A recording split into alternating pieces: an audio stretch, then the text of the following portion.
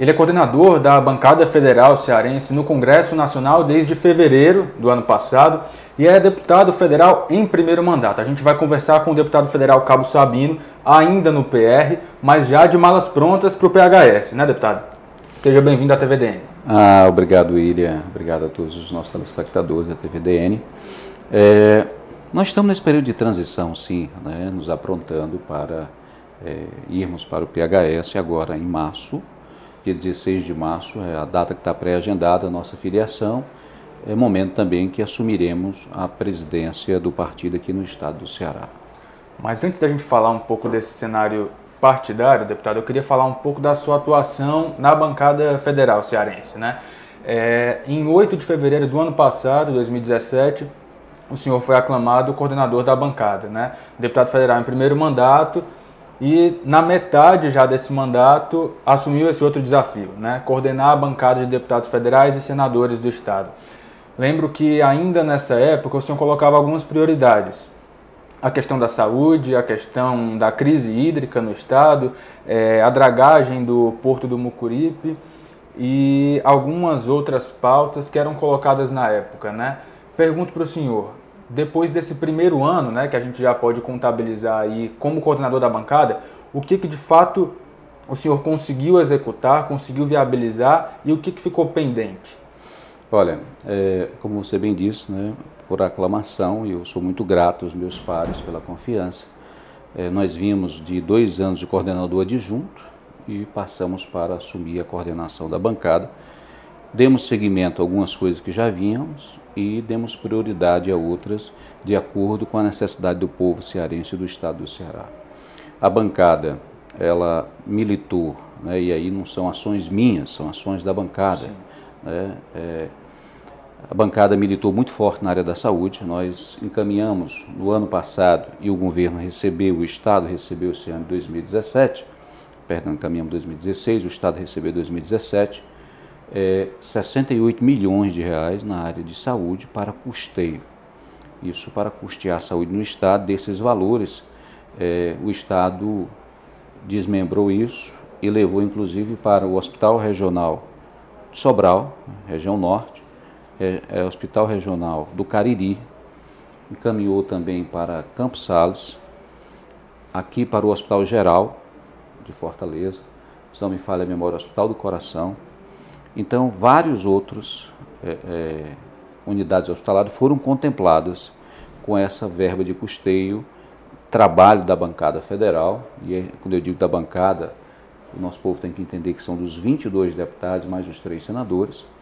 Né? E isso trouxe um alento, possibilitou a oxigenação da saúde no estado do Ceará. Nós temos hoje nada mais, nada menos do que uma fila com 25 mil pessoas esperando uma cirurgia no estado do Ceará. Tem sido o grande gargalo ou o calcanhar de Aquiles, um dos pontos da gestão do governo Camilo. E a bancada, independente da cor da bandeira partidária, ela visualizou e entende que é uma necessidade do povo cearense. Com isso, nos unimos para tentar ajudar a melhorar e a sanar essa carência que tem na questão de saúde do estado do Ceará. Tanto é que do ano passado para esse ano, nós conseguimos encaminhar para o estado do Ceará, com emenda impositiva da bancada, 164 milhões para custeio de saúde agora em 2018. Desses 164, a CMO, a Comissão Mista de Orçamento, cortou de cara 30%. Esse 30% foi para oxigenar ou manter ou criar o fundo eleitoral partidário, o que eu acho um absurdo. Mas, infelizmente, foi aprovado, não com o meu voto, mas foi aprovado. Então, só o estado do Ceará perdeu aí 50 milhões de cara. Mas ficou 114 milhões para a saúde do estado do Ceará, para custeio agora em 2018, que foi fruto da união da bancada cearense para o estado do Ceará. Esse valor deve ser pago, deve ser destinado ao estado agora em 2018? Agora em 2018. Como é que anda o pagamento, né, deputado? De fato a vinda dos recursos para cá? Porque a gente sabe que muitas vezes as emendas elas são colocadas, são apresentadas, estão no orçamento Mas aí há um processo ainda até que elas sejam de fato liberadas, até que esse recurso chegue, né? E muitas vezes há um atraso e uma cobrança da bancada, não só cearense, de outros estados, Sim. junto ao governo federal, né? Para que esses recursos eles de fato cumpram seu papel, né? Ao qual eles foram destinados inicialmente. Como é que anda então esse acompanhamento de fato da liberação dessas verbas e essa cobrança, esse diálogo com o governo federal? Olha, as emendas de bancada hoje são impositivas, então isso significa dizer que existe a obrigatoriedade legal para que a União possa pagar. Então, elas não ficam mais na subjetividade de um possível pagamento, não, elas serão pagas. A emenda de 2016, que é paga em 2017, essa de saúde, ela foi contingenciada. O contingenciamento significa dizer que o governo cortou o orçamento e, por sua vez, cortou também tudo que tange nas questões de emenda, não apenas de emenda de bancada, mas também individuais do parlamentar. Era 112 milhões para a saúde, acabou ficando em 68 milhões. Que desses 68 milhões, o Estado de Ceará já recebeu 50 milhões de reais, faltando aí 18 milhões para ele receber, e vai receber porque são emenda impositiva, a União tem a obrigação de pagar, senão comete ato de improbidade administrativa, o governo federal. Na parte hídrica, a emenda de 2016, ela sofreu impedimento técnico, foi um trabalho muito árduo nosso, para tentar modificar essa emenda para que ela não caísse exatamente, nós não perdêssemos a emenda. O senador Eunício Oliveira, presidente do Senado, teve uma participação assim fundamental para que isso ocorresse, o empenho de toda a bancada, e nós conseguimos, através de um PLN, né, que é um projeto de lei do próprio Executivo, nos permitiu mudar a modalidade da emenda, levamos ela para o Ministério da Integração na Secretaria de Desenvolvimento Regional, e de lá 68 milhões foi permitido ser investido tanto nas questões hídricas do Estado, quanto no desenvolvimento regional. E daí, toda a bancada destinou para vários municípios emendas que atingiu uma média aí de 1.700.000 para construção, desenvolvimento nas questões de matadouros públicos, de mercados públicos em muitos municípios em desenvolvimento, e mais cerca de 20 máquinas perfuratrizes para o Denox e possivelmente a Funasa. Dessas, 10 máquinas já foram, inclusive, licitadas, empenhadas, e o Denox deve estar recebendo essas máquinas, acredito eu, até abril. O senhor mencionou o Denox agora, né? Quando o senhor assumiu a coordenação da bancada em 2017, o senhor colocava a revitalização do Denox como uma prioridade e também a questão da dragagem do Porto do Mucuripe, né? Em que medida a bancada ela avançou nessas duas pautas? O Denox vive um momento de uma seca que eu costumo dizer maior do que os 5 anos de seca que o Nordeste viveu. É um órgão que precisa ser revitalizado porque não tem servidor público adequado. Nós já tivemos mais de 15 mil funcionários, hoje nós temos menos de 1.570 funcionários do Denox. E o governo federal havia um pensamento até de um fechamento do Denox, né? Mas a bancada tem se tornado como um pingo d'água que cai no mesmo local, tem sido assim batendo firmemente junto ao Ministério da Integração e no governo federal da necessidade da manutenção e da revitalização desse órgão para o Nordeste, não é apenas para o Ceará. E junto com isso nós temos buscado força e tem sido adicionada essa força junto com a bancada do Nordeste, que é coordenada pelo deputado Júlio César do Piauí, exatamente para buscar esse sentimento, né? A região sul tem buscado a manutenção dos órgãos, inclusive que controlam a seca na parte do semiárido daquela região, que é o caso de Minas Gerais, que vem para a Bahia, entrando para a Bahia, né, que eles conseguiram, inclusive, majorar o recurso lá para aquela região deles. E nós temos batalhado para isso, mostrando que o Denox precisa ser revitalizado. Se não fosse esse trabalho da bancada do Nordeste, junto com a bancada do Ceará, acredito eu que o Denox teria sido fechado pelo atual governo que aí está. Então é um trabalho de buscar revitalização mesmo do órgão Denox, porque quem mais vai perder com o fechamento do DENOX é o Nordeste. É um órgão que tem 107 anos de combate à seca e não pode ser simplesmente abandonado e fechado sob o pretexto que não pode ser investido ou que dá prejuízo ou que não atende.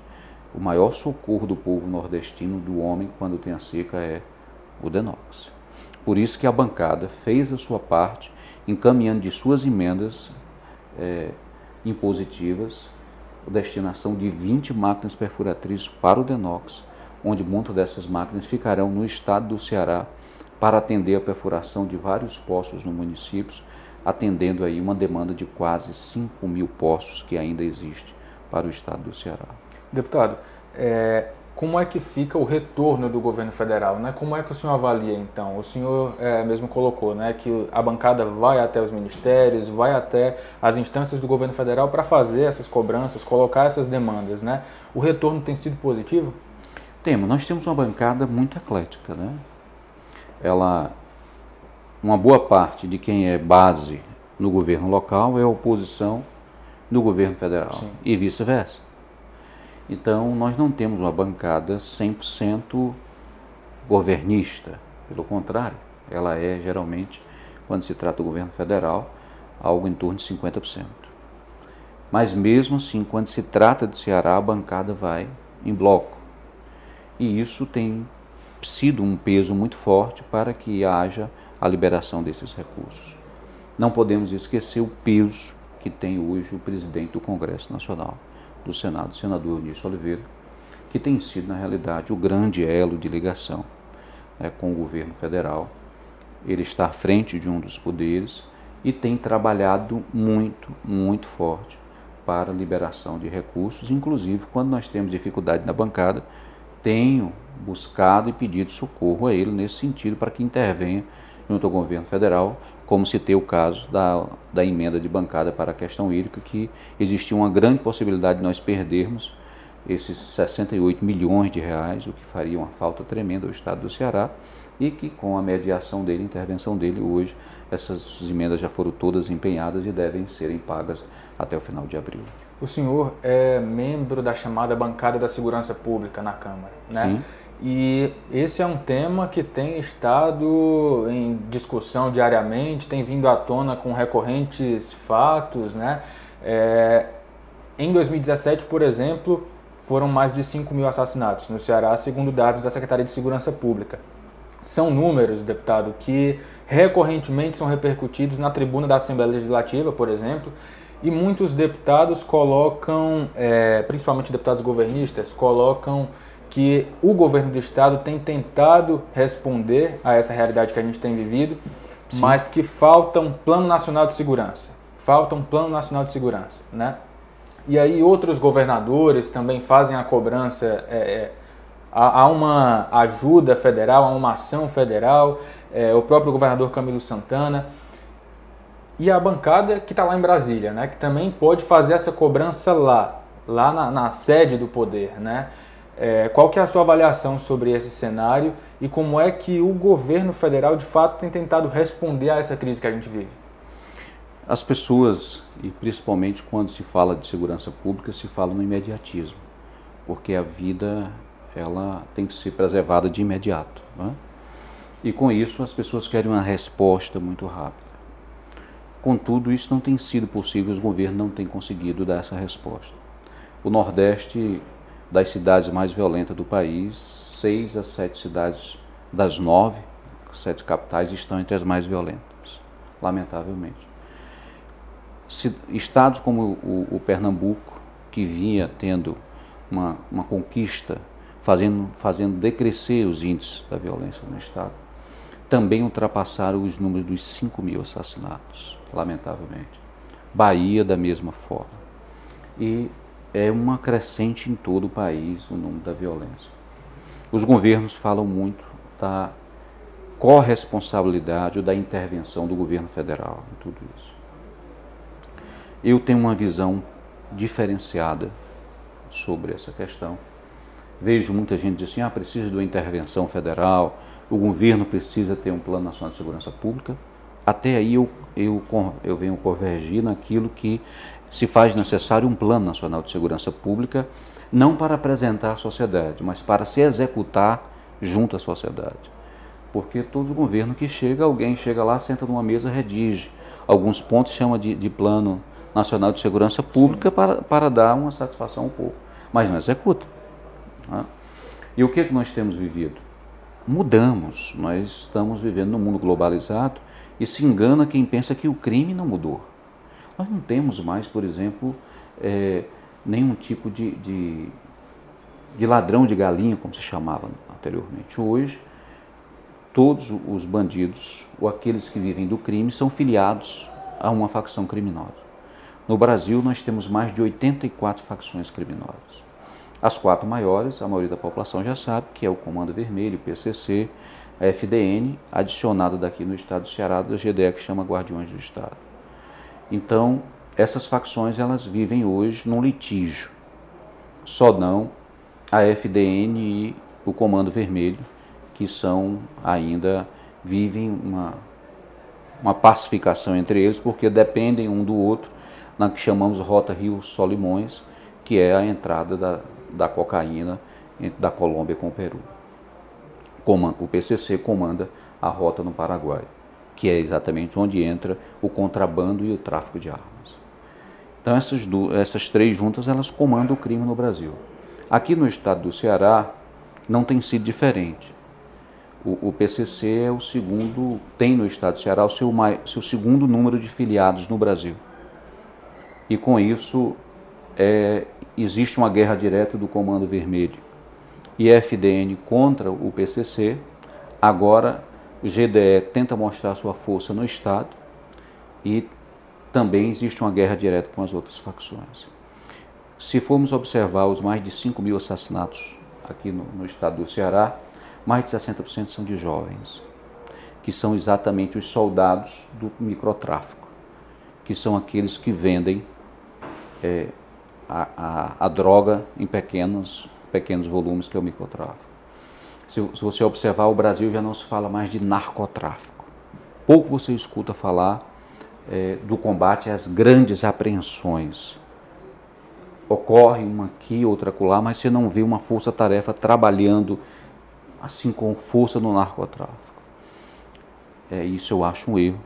A Polícia Federal tem que trabalhar sem sombra de dúvida na questão, sem fugir nunca, nesse momento que o país vive de corrupção, e tem que trabalhar nisso, mas a Polícia Federal ela tem que ser majorado o seu efetivo também para trabalhar no combate ao narcotráfico no país.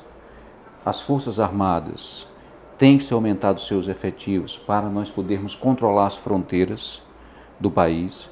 Nós temos quilômetros e quilômetros de fronteiras abertas, que entram armas, que entram drogas, que entra o contrabando. E o contrabando hoje é o segundo alimentador das facções criminosas, depois da droga. Tá? E com isso, elas vêm se instalando e o Ceará tem sido um palco perfeito para isso. E o que nós temos hoje no Ceará? Nós temos um complexo penitenciário na Itaitinga, com cerca de 8 a 9 unidades prisionais, onde, lamentavelmente, o Estado permitiu com que as facções se tornassem donas de parte desses prédios. Cada unidade dessas se deixou que se instalasse só uma facção, ficasse ali dentro daquela unidade prisional. A partir do momento que se permite isso, você fortalece o poder da facção. Dificulta o trabalho do agente prisional, penitenciário, como queiram chamá-lo, porque fica difícil fazer uma incursão dentro dessa unidade prisional, fica difícil fazer uma ação, por exemplo, para você tirar um preso de um determinado local, porque quando você vai entrar na cela, as outras celas começam a bater e o presídio todo se volta contra os agentes penitenciários, porque ali está uma facção só e todos se defendem. Da mesma forma, não se entrega os líderes.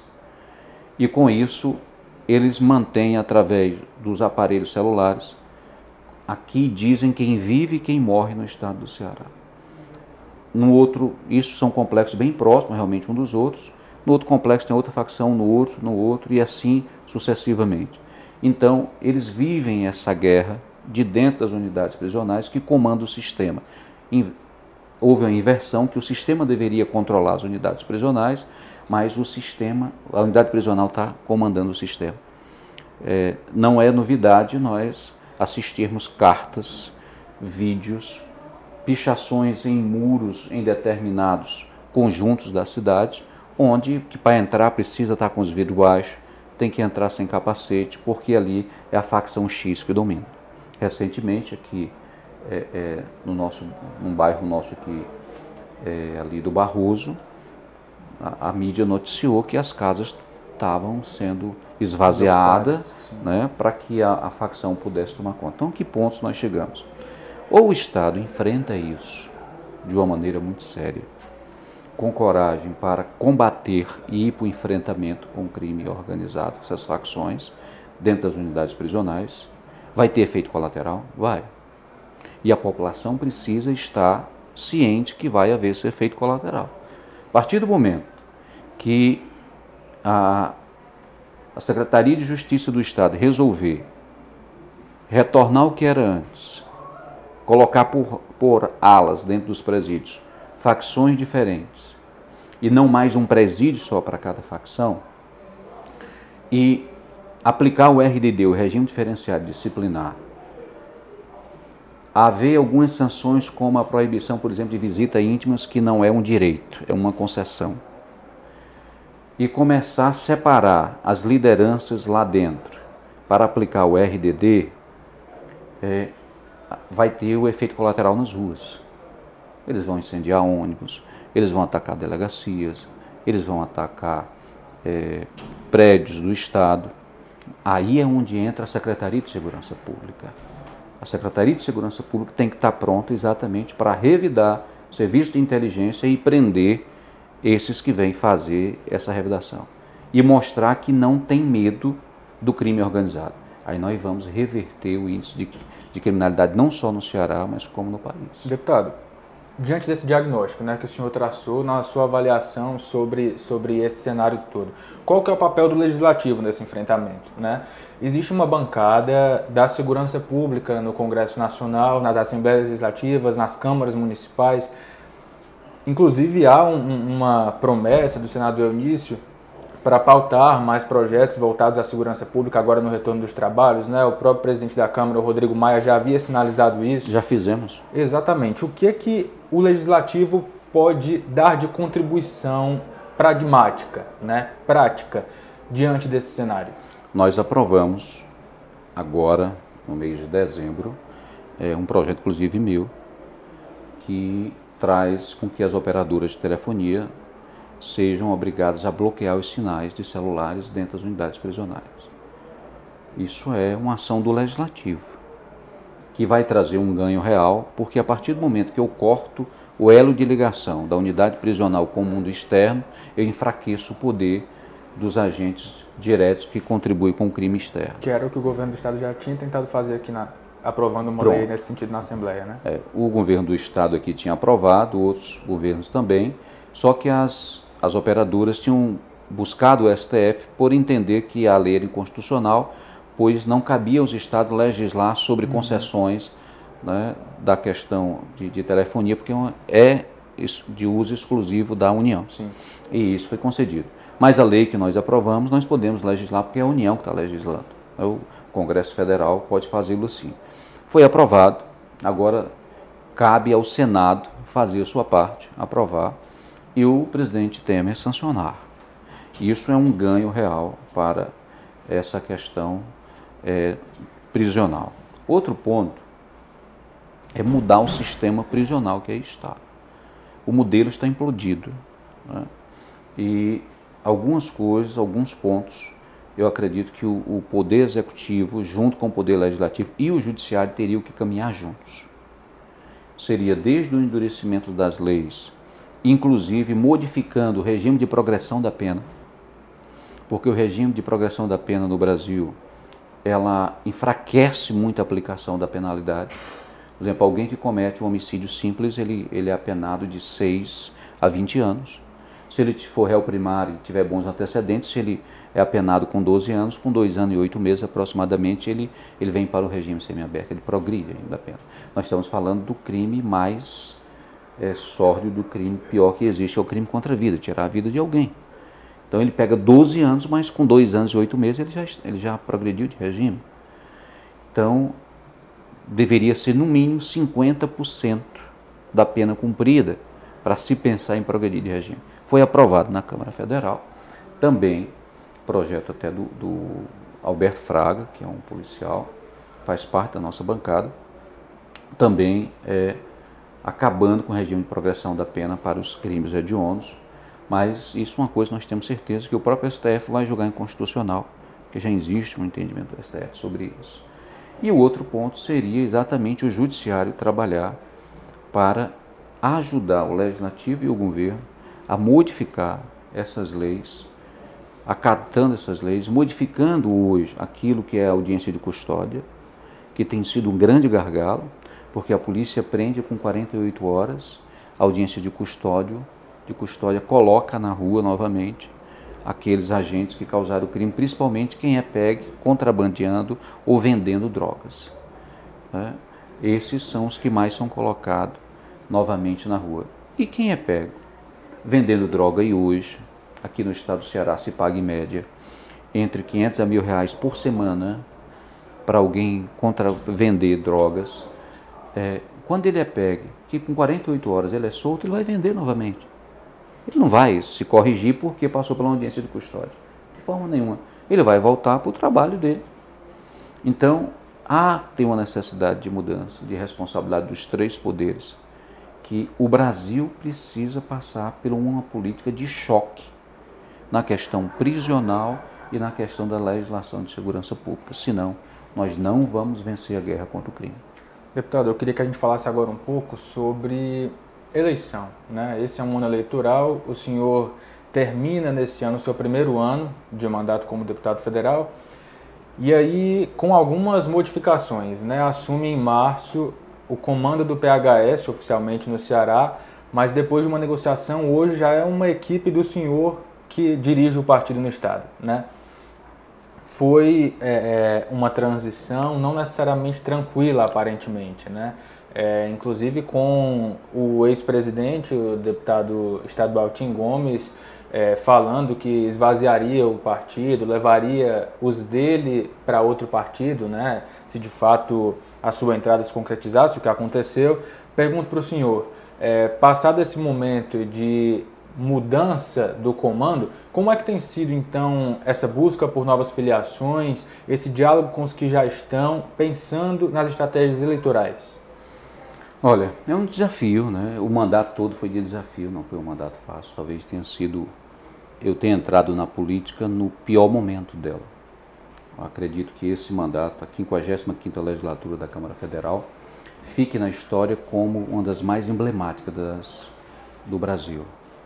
Desde votações terríveis, a cassações de presidente da República, da própria Câmara Federal. Então não foi um mandato fácil. E mais um desafio no último ano dessa primeira legislatura, que é não apenas mudar a sigla partidária, mas assumir o comando de uma sigla no Estado, para um deputado de primeiro mandato em todos os sentidos, porque eu não venho de uma carreira política, é o primeiro mandato realmente na política. E saio do PR com um sentimento de saudosismo, porque é um partido que eu tenho um carinho, um respeito muito grande, principalmente aqui no estado do Ceará. Tenho o Dr. Lúcio Alcântara, o presidente estadual, como uma pessoa, um exemplo, como um homem, além de amigo, um exemplo na política cearense. Me dou bem com todos do PR estadual, mas tem uma divergência muito forte de posicionamentos com o PR nacional, o que nos impulsionou a essa mudança de partido. A questão do deputado estadual Tim Gomes, que faz parte do quadro do PHS, ele não era mais o presidente do PHS desde outubro, né, de 2017. A questão dele migrar para outro partido, eu acredito que é uma coisa que o deputado Tim Gomes não terá nenhuma dificuldade, porque é um bom quadro da política cearense e terá muitos partidos de portas abertas para recepcioná-lo. Aqueles que fazem parte do seu grupo político, que queira segui-lo, não terá nenhuma dificuldade, não terá nenhuma objeção por minha parte, por parte de quem estiver à frente do PHS, na abertura da janela que começa, e não precisa da minha anuência, mas os vereadores, as lideranças que tiver, que queiram seguir o deputado estadual Tim Gomes, da minha parte não terá nenhuma resistência. Nós temos trabalhado, o pessoal que tem ficado à frente do partido tem buscado, trabalhado, trazer novas lideranças, porque nós queremos um PHS com a cara nova. Nós queremos um PHS que esteja numa política onde, acima de tudo, defenda valores, defenda bandeiras, defenda a bandeira da família, defenda a bandeira da segurança pública, defenda a bandeira dos direitos dos servidores naquilo que tange saúde, educação e tudo aquilo realmente que nós entendemos que é contra os direitos dos servidores de uma maneira geral. Então, o PHS também ele vem numa visão de buscar novos quadros para a política. Pessoas que têm uma visão de ideologia realmente. Não aqueles que queiram fazer da política por fisiologismo ou simplesmente porque é o local mais fácil para se eleger ou é o local melhor para ele estar. Não. Nós queremos realmente fazer do PHS um partido de bandeiras, que defenda causas, que defenda bandeiras. E nós estamos, inclusive, encontrando, graças a Deus, pessoas jovens de uma vontade de mudança e que nós acreditamos que devemos chegar na na Assembleia Legislativa do Estado de Ceará em 2019 com um número de deputados estadual superior que ele tem hoje. Diante desses desafios, inclusive já com a aprovação da cláusula de desempenho no ano passado e também com o fim das coligações, né? Essa é a Sim. última eleição em que pode haver coligação proporcional. É verdade. Como é que o PHS tem se articulado nesse sentido, né? Deve coligar com outro partido, deve sair sozinho, porque o partido sai de uma condição de componente da base do governo do Estado para uma postura independente, como o senhor colocou no primeiro momento, sim. né? Isso inclui, então, outros arranjos, outras alianças ou não? Como é que isso tem sido discutido internamente? Olha, nós não pretendemos coligar para estadual, né? Proporcionalmente para a chapa de estadual nós não pretendemos coligar. Nós temos hoje algo em torno de 20 a 25 pré-candidatos e aumentando e aberto para recebermos mais pessoas que tenham esse interesse. Então, ninguém de mandato, nós não queremos ninguém de mandato dessa chapa. Estamos buscando pessoa para a questão da chapa de federal. 3 ou 4 nomes estão postos e, havendo a necessidade de uma coligação, seria para a coligação para deputado federal. Isso nós estamos cogitando, não existe nada, nenhum fechamento de questão sobre isso. Possibilidade de ser com o próprio PROS, que o deputado estadual Capitão Wagner deve estar caminhando para lá. Havendo um consenso, teríamos uma coligação nesse posto. Não queremos coligar na chapa majoritária para governo do Estado, isso é um ponto fechado nosso. E para presidente da República só existe um pensamento que é coligar com o PSL, que hoje está o deputado federal Jair Bolsonaro, que é candidato a presidente da República, da qual nós iremos apoiá-lo. O senhor mencionou o deputado Capitão Wagner, né? Sim. Os dois eram ou são aliados, né? Pergunto para o senhor isso porque houve declarações já das duas partes falando de um racha aí nessa conversa, e o senhor já havia dito que era do seu interesse, do interesse do PHS, essa coligação, principalmente se o deputado Capitão Wagner fosse para a disputa majoritária. Sim, né? Se ele fosse a majoritária, é o único que nós coligaríamos. Exatamente. Ele também tem demonstrado interesse de não ir para a disputa majoritária, mas sim disputar também uma vaga na Câmara Federal. E aí os dois, né, o senhor e ele, também poderiam disputar votos, né, por terem uma mesma base eleitoral, né, no caso da polícia. Pergunto para o senhor já conversou com o deputado Capitão Wagner sobre isso? Tem alguma sinalização de como é que deve ficar esse diálogo e essa aproximação ou distanciamento para o pleito? Olha, eu nunca fiz nenhuma declaração de racha da minha parte com ele, né? Ele que fez uma live lá na página dele citando algum descontentamento do grupo que o apoia. Da minha parte, eu não vejo motivo para qualquer tipo de confronto, né, ou de racha, quando nós temos 22 vagas para deputado federal na Câmara, Se assim fosse, eu teria que ser rachado com os outros 21 deputados federais que hoje compõem a bancada, da qual eu coordeno e, pelo contrário, tenho uma aproximação, um carinho, um respeito muito grande. Por exemplo, Moroni era deputado federal e era segurança pública. Nunca tive um desentendimento com Moroni. O deputado Vitor Valim, um amigo, um irmão que eu tenho um carinho muito grande, também defende segurança pública e nós temos uma aproximação fantástica. Então, apesar de termos bases semelhantes, eu e o deputado estadual Capitão Wagner, isso não nos impede, nem dele, nem eu ou qualquer outro dentro da categoria, ser candidato a deputado federal, porque são 22 vagas. Então, eu não vejo motivo para essa separação. Eu acho que o que tem que haver, acima de tudo, é um consenso. Tem que haver, acima de tudo, um planejamento, né, para que a categoria se mantenha representada e que se possa até aumentar essa representatividade de 1 para 2 deputados federais. O Wagner tem um capital político muito forte hoje, que transcende a questão da segurança pública, né? Eu sou ainda muito vinculado à segurança pública, aos profissionais de segurança pública de uma maneira geral, já também com o voto da população de muitos outros segmentos, e nós acreditamos sim que é possível eleger os dois, como eu disse, são 22 vagas, sem precisar qualquer tipo de distanciamento ou de confronto. Mas aí já não seria mais com uma coligação? Bem, a questão da coligação é como eu digo, da nossa parte, o PHS está pronto para coligar, né, com o PROS, ele vindo para o PROS, mas isso é uma questão que não depende apenas de mim. Né, eu não sei como é que o capitão Wagner vai se comportar à frente do PROS, se para ele vai achar interessante ou não essa coligação. Deputado, para finalizar, não havendo uma coligação, se o PHS for sozinho também para a disputa pela Câmara Federal, né, por vagas na Câmara, o senhor acredita que a campanha e a possibilidade de eleição, da sua reeleição no caso, é mais difícil? Ou outros quadros do partido também seriam capazes de alavancar a quantidade de votos para que o partido atingisse o quociente eleitoral e aí conseguisse eleger deputados? Com a reforma política, nós tivemos uma mudança muito interessante.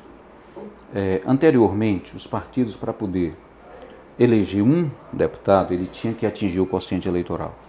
No Ceará, algo em torno de 200 mil votos.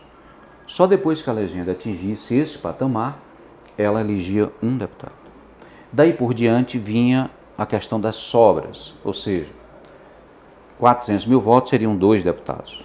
Mas o partido tinha 350 mil votos, ou 320, então 200. Ele fez um e ficava com a sobra de 120.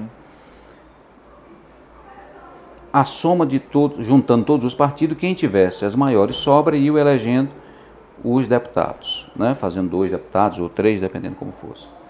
Com a reforma política, e os partidos que não atingissem, por exemplo, PMDB tivesse atingido 550 mil votos na eleição passada, e aí ele tinha feito 3 deputados. Estou dando um exemplo aqui, grotesco. E 400 mil votos para eleger 2, 150 mil na sobra tinha eleito mais um. Mas um partido sozinho tinha saído, o partido B, e tinha feito 195 mil, mas não tinha atingido o quociente. Então esses 195 mil ficava perdido.